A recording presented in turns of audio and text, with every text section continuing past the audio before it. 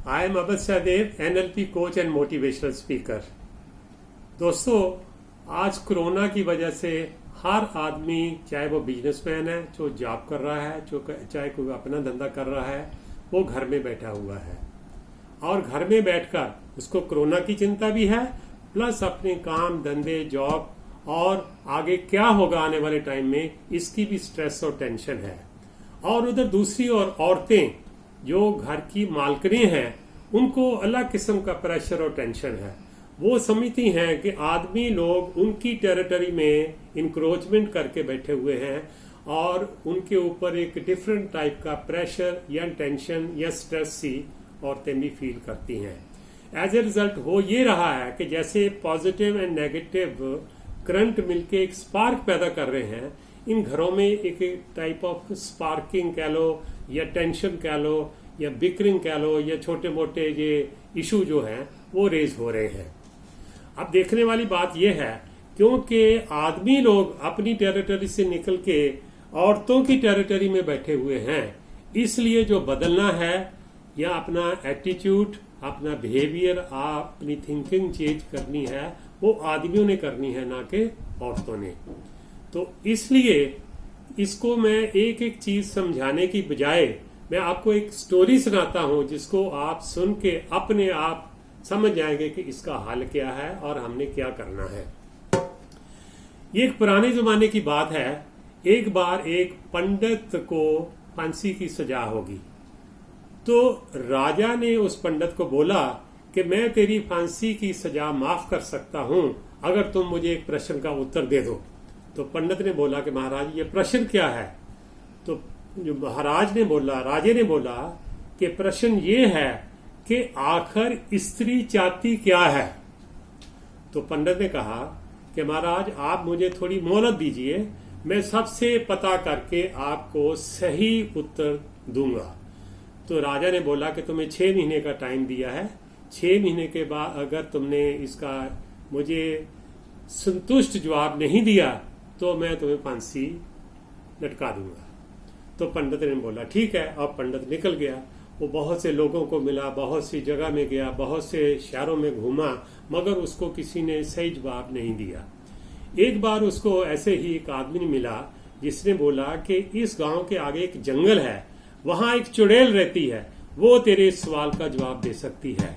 पंडित वहां चुड़ैल के पास पहुंच गया। उसकी भयानक सी शक्ल थी, काला रंग था, लंबी चौड़ी उसकी बॉडी थी। तो पंडित ने जाके अपनी सारी स्टोरी उस चुड़ैल को सुनाई। चुड़ैल बोली कि मैं तुम्हें फांसी से भी बचा सकती हूँ और तेरे इस प्रश्न का उत्तर भी दे सकती हूँ, मगर तुम्हें एक मेरी शर्त माननी होगी। पंडित बोला बताइए। तो वो चुड़ैल बोलती कि तुम्हें मेरे से शादी करनी पड़ेगी। तो पंडित पहला अंदर उसने सोचा कि अगर मैं शादी नहीं करूंगा तो जवाब नहीं मिलेगा तो मुझे तो फांसी हो जाएगी।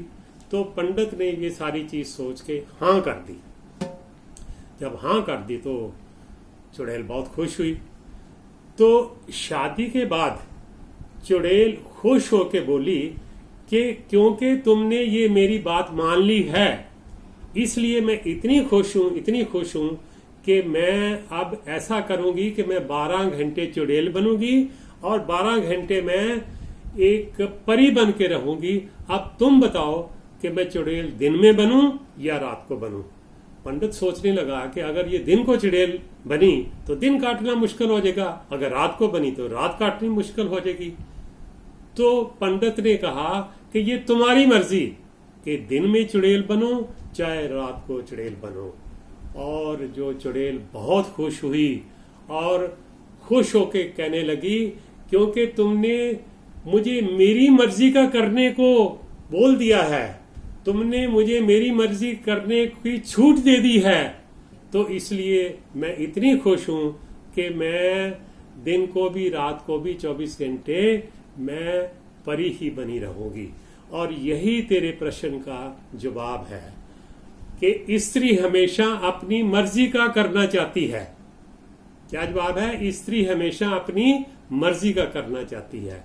उसके बाद शादी उनकी होने के बाद वो पंडित अपने महाराज के पास पहुंचे। महाराज को ये उन्होंने जवाब बताया। राजा भी बहुत खुश हुआ और खुश होकर उसने उनको रहने के लिए बहुत बड़ी जगह भी दी। तो दोस्तों, इस स्टोरी का जो मॉरल ये है कि अगर आप औरत को उसकी मर्जी का करने दोगे तो हमेशा वो परी बनी रहेगी, अगर नहीं तो वो चुड़ैल बनेगी। तो आज आपने लॉकडाउन में अपने घर में रहना है, तो आप जो भी है अपने औरतों को जैसे भी वो कर रही हैं उनको करने दो, उनके काम में, उनकी टेरिटरी में मत इंटरफीयर करिए और अपनी जो ये लाइफ है इसको सुख और शांति से व्यतीत करिए। Thank you very much. अगर आपको मेरा ये वीडियो पसंद आया तो इसको शेयर कीजिए।